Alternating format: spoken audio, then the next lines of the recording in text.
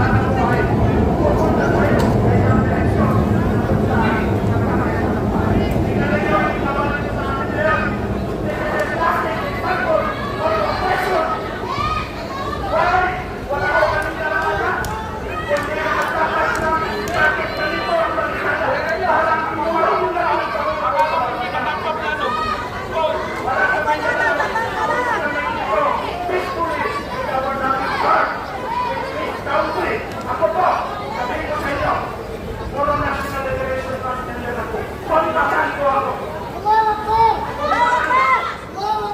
Away natin, tapos na yung gera, ang laman namin ay kapayapaan. Subalit, paano natin maabot ang kapayapaan kung wala tayong magandang direksyon?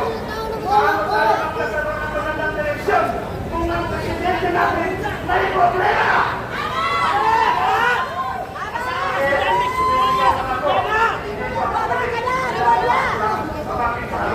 Sayang naman yung bilis ng ticket.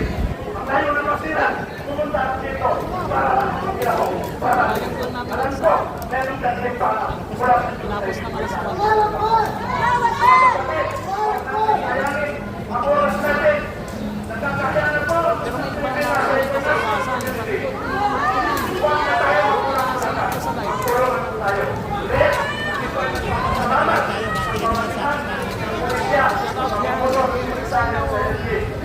Mamili ako mamaya ng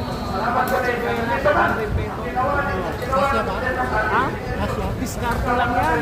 Baka yung 500 pa. Oo, discount lang yan.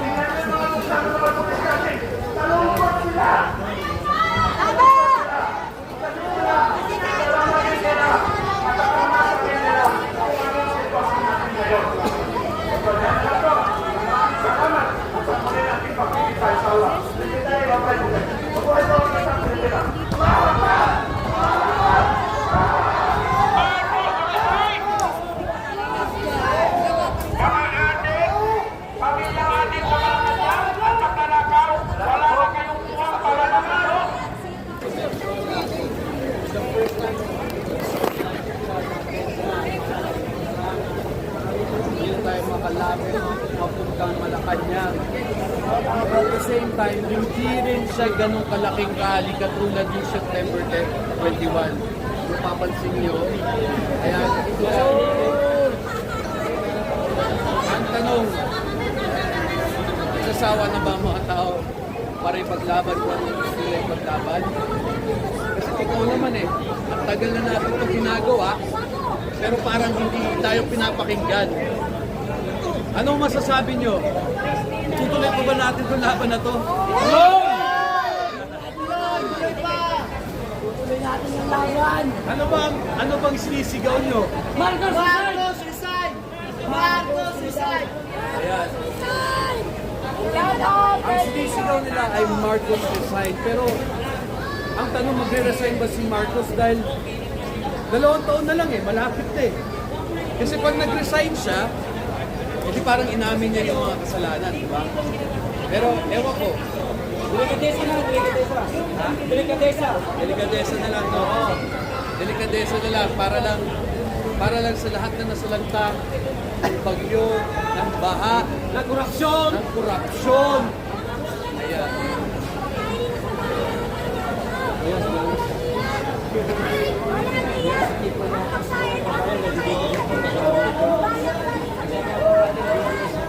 Ay, sir!